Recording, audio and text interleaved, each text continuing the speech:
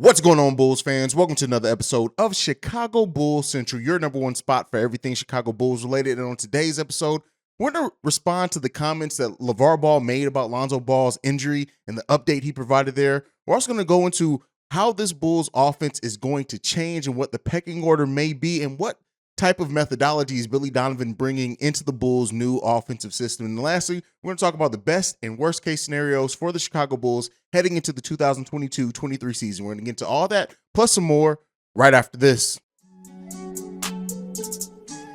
You are now tuned in to Chicago Bulls Central, your number one place for all Chicago Bulls news and content.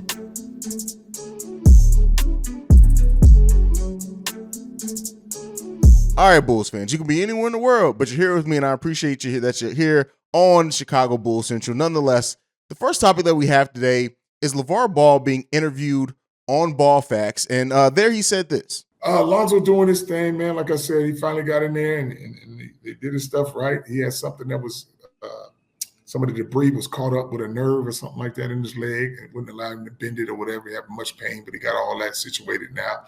And like I explained to him, I just came back from seeing my boy to make sure, he's good. The stitches is out. And I was like, hey, don't let these guys try to convince you to come back in 4 to 6 weeks. The game was supposed to be November, something that both of my boys are supposed to go against each other and all this, man. But I'm like, dude, they got guys sitting out for 500, 900 days. Why are y'all trying to rush one of my boys back?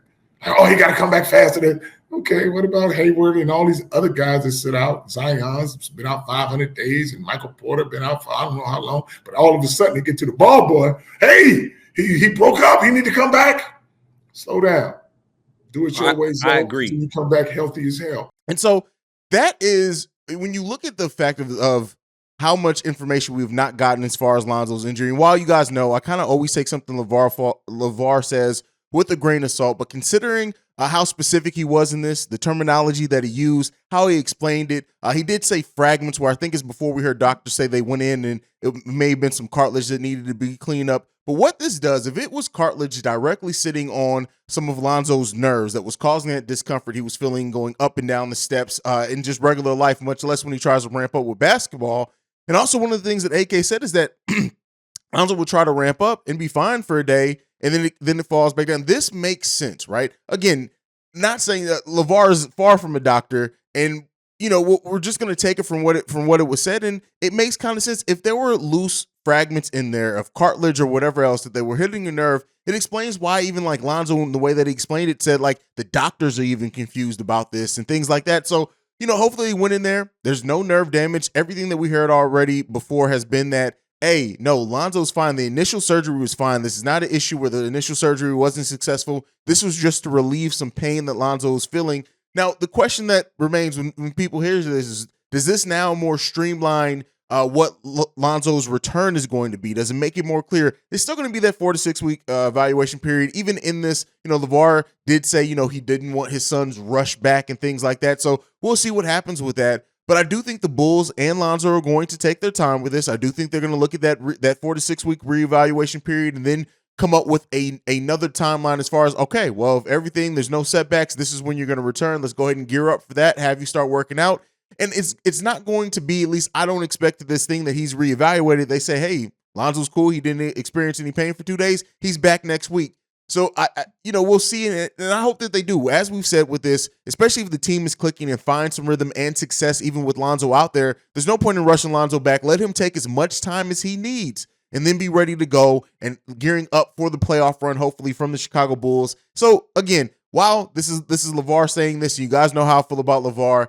Overall, it's still it makes that picture a little bit more clear, in my opinion, but you guys can let me know down below on what you think about that. Now, next subject that we have for today. So Casey Johnson had this great interview and piece on the Chicago Bulls in general, just, Zach LaVine's decision-making, kind of how Billy Donovan sees and looks at these players. But Zach LaVine was asked specifically on what it would look like if Zach and DeMar, their averages had a dip a little bit, but Nikola Vucevic rises. And Zach had this to say: I don't think anybody's complaining at all. As long as we get the win and everybody's playing the way we're supposed to, everybody's going to be happy. The same way it was last year when we were winning all those games at the beginning of the year. He also said this: we've all been main options. When things get a little tougher in the game, I think that's when we look to our own ability to try to implement ourselves, but we need to look more inward and play more as a unit. That's what we're working on. And so it's good to hear this. The thing with and Casey Johnson goes on to mention in this article is that Zach LaVine's decision making has to get better. He has to be a pinpoint to be able to do that to help the Bulls' overall success. We talked about Zach LaVine's turnovers dipping and the fact that, even in preseason in 22 minutes, he's averaged 3.3 turnovers. Zach LaVine being a decision maker in this offense and embracing, hey, there's going to be times where I don't need it. This was a really good article. I'll link it down below. But even Billy Donovan saying, when I first came in here, Zach was really the only player that we had that could get stuff done. And he didn't say it in an offensive way to any former players, but just in being real in what it is. And that goes to show what this offense can be and what it's going to be. They are focused on getting Vooch in different areas and different abilities to score that Billy Donovan says in this. And as they continue to tweak that offense, and it looks like something that can't necessarily be as predictable as it was last season, they got to get away from the ISO ball. They got to get away from the one-on-one. They have to play as a team. The motion, the ball movement, the player movement off the ball, all these type of things have to consistently be there for the Chicago Bulls no matter what type of adversity they face, no matter how hard the game gets. Of course, there are going to be quarters. There are going to be possessions where Zach, DeMar, whoever take over, especially if they're hot, yes.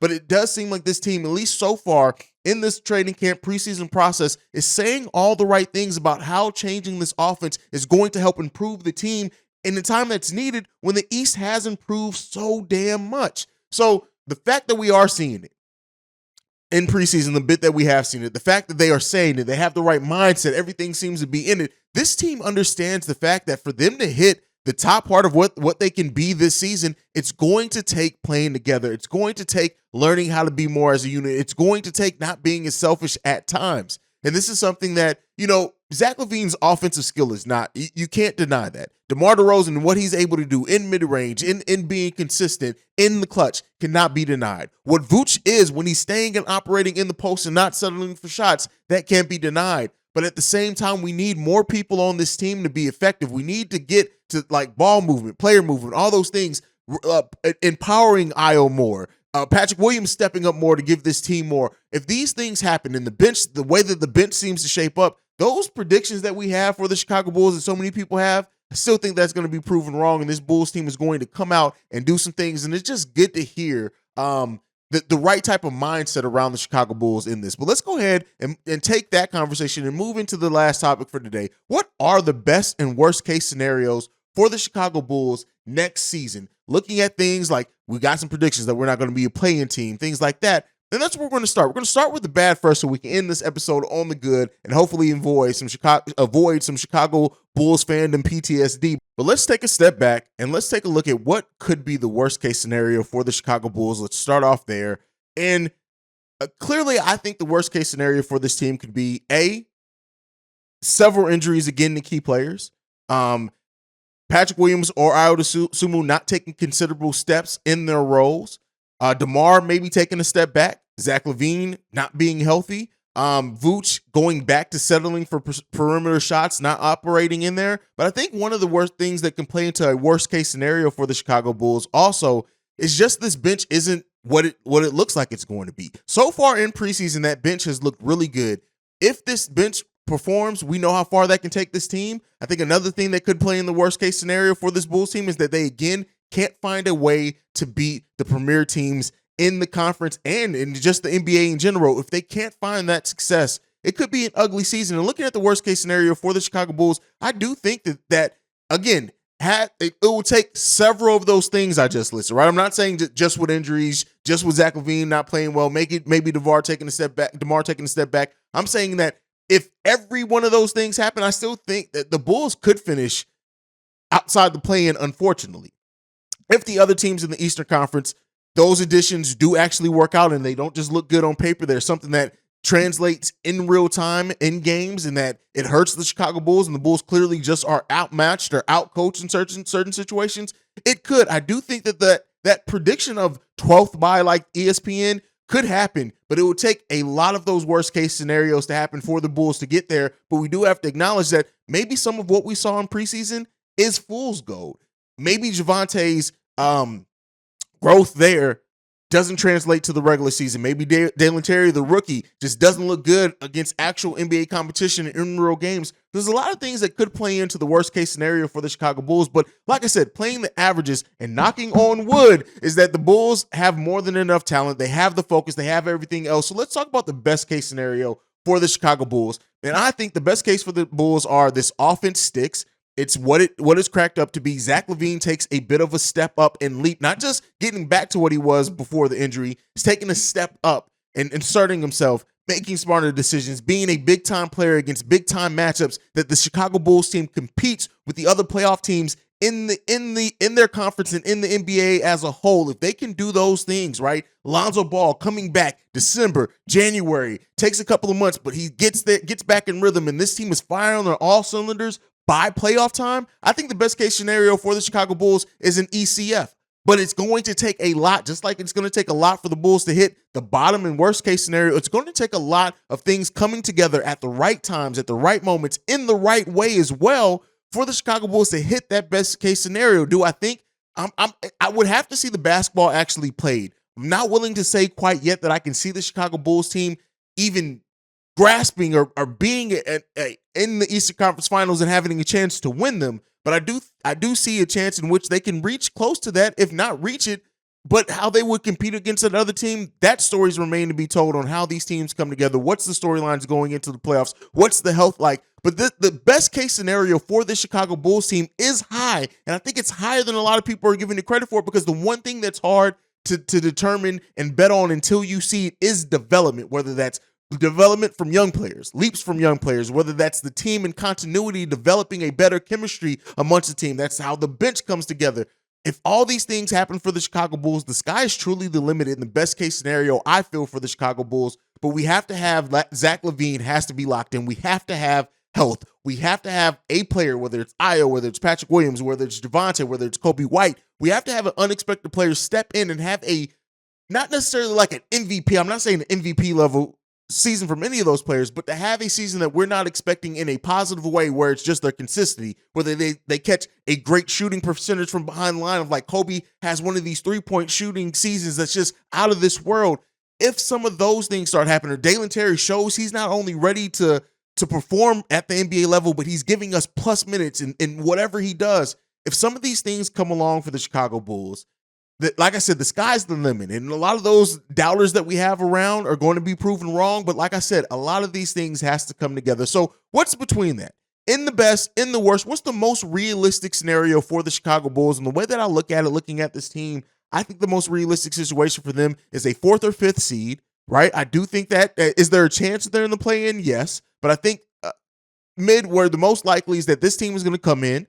They're going to look better against some teams. They're still going to get outclassed against teams, especially teams with aggressive front lines. I still think we're going to be a better team than Cleveland, but a team like Philly that has always owned us could definitely give us some trouble. Atlanta, things like that. So I'm looking at the Bulls in a more realistic fashion, look pretty good against the better teams, but maybe still has a losing record against the better teams in the NBA. And if that happens, like I said, I'm still predicting we had 46 wins last season. I'm saying the Bulls can get that same 46 or 47 wins, but keep in mind, if they were even able to keep the same record with the improvements in the Eastern Conference, that's more like a 50-win season last season, if not more. So with the improvement in this, I'm looking at a realistic record for the Chicago Bulls to be about 46 to 47 wins. Again, that's because of the improvement in the Eastern Conference, things like this. I think that the teams, top 3 teams and everything else. So by the end of the season, in the Eastern Conference, seeds about 4 or 5, all the way through the play-in teams at the 11th seed. I think that those teams may very well all be separated by like 3 or 4 games. And if that happens, a 46-win season in that type of competition is going to be big and major, and that's still a plus season. I think that it's more than likely that this team is going to make the playoffs, still probably be a first-round exit, but we have more to build on, right? Where we had a lot of questions about how the team even performed. If we are a first-round exit, I think it's going to be a competitive first round versus what it was last season. But that's where I see the Bulls. Best, worst case, most realistic scenarios. Let me know what you guys think about everything down below. Make sure you're following the show at Bull Central Pod. You can send us any feedback, questions, comments, concerns, bullcentralpod@gmail.com. Lastly, if you want to leave a text and our voicemail. The number to do so, 773-270-2799. We're the number one spot for everything Chicago Bulls related because of you guys. And like I like to end every episode on, go Bulls. Love you guys. Peace, y'all. This has been a presentation of the Break Media.